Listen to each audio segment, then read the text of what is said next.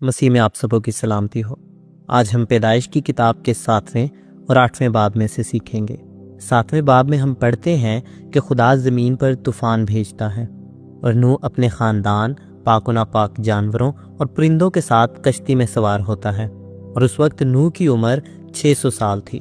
नूह की उम्र के 600वें साल के दूसरे महीने की 17 तारीख को ज़मीन पर तूफ़ान आया और 40 दिन रात बारिश होती रही और इसने कश्ती को ऊपर उठा लिया।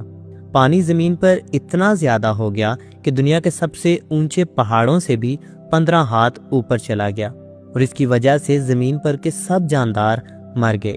और ये पानी ज़मीन पर बारिश रुकने के बाद 150 दिन तक और रहा। और फिर 8वें बाब के आगाज़ में लिखा है कि खुदा इन्हें याद करता है और वो कश्ती करीब 190 दिन के बाद अरारात के पहाड़ों पर रुक जाती है। और फिर 10वें महीने की 17 तारीख को पहाड़ों की चोटियां नजर आती हैं। और फिर इसके बाद 6वीं आयत से लिखा है कि नूह एक कौवे को उड़ाता है ताकि देखे कि ज़मीन पर से पानी घटा या नहीं, मगर वो उसके पास नहीं लौटता।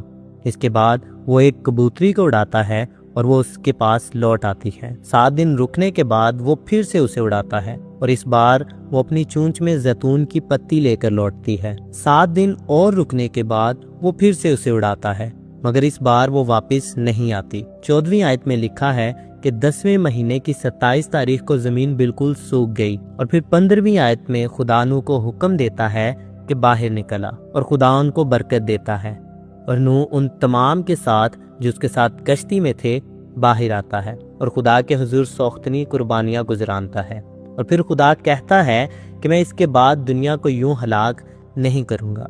अगर हम यहाँ पर गौर करें तो नूह ने 120 साल मुनादी की, मगर फिर भी खुदा 7 दिन और सब्र करता है, यानी एक और सब्बत सब्र करता है, एक और इबादत का मौका देता है कि वो सोच सकें। इसी तरह खुदा हमारे लिए भी सब्र कर रहा है, हमें भी मौका दे रहा है। पतरस के दूसरे खत में लिखा है कि खुदा हमारे लिए भी सब्र कर रहा है। हमें लगता है कि खुदा आने में देर कर रहा है, मगर वो हमें एक और मौका दे रहा है कि हम उस कश्ती में सवार हो जाएं। और पतरस के पहले खत में उस कश्ती को बपतिस्मे से जोड़ा गया है। तो बपतिस्मा एक वो जरिया है जिससे हम खुद को बचा सकते हैं।